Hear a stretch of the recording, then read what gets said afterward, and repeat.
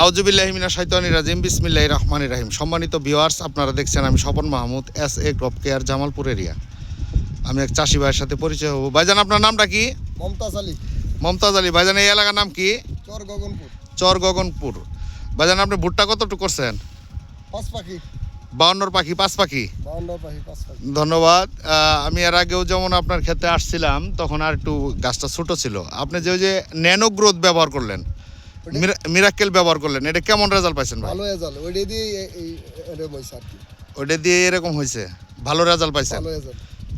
আপনার ভুট্টা আর পার্শ্ববর্তী ভুট্টা তো অনেক তফাৎ দেখলাম। মেলা তফাৎ 1 ফুট। 1 ফুট, এবং আপনার প্রত্যেকটা গাছের গোড়া তো দারুণ মোটা হয়েছে এবং সতেজ আছে, সবুজ সতেজ আছে। হ্যাঁ, এটা কেমন রেজাল্ট পাইছেন একটু গুছিয়ে বলেন তো। ভালো রেজাল্ট, ভালো পাইছি। ওই 2টা বীজ দেওয়াতে প্রচুর রেজাল্ট ভালো হয়েছে। রেজাল্ট কি গাছের কালার ভালো হয়েছে? কালার সবুজ হয়ে গেছে, আচ্ছা, সুন্দর হয়েছে আর কি। আচ্ছা আচ্ছা আচ্ছা। আর একটু দ্রুত বাড়ছে না? বাড়ছে। মানে সম্মানিত ভিউয়ার্স, আপনারা যদি একটু দেখেন, প্রত্যেকটা গাছ মানে গাছের গোড়া থেকে শুরু করে মানে দারুণ সবুজ সতেজ এবং গোড়া শক্ত। হ্যাঁ, প্রত্যেকটা গাছের গোড়া শক্ত। আপনারা দেখেন, চাষি ভাইয়ের নাম হচ্ছে মমতাজ ভাই, আমার শ্রদ্ধেয় প্রিয় ভাই এবং আপনার আদর্শ চাষি। এই অর্থ এলাকাতে সর্বোচ্চ ভালো মানের চাষি, উনি সব কিছুই বোঝে আর কি।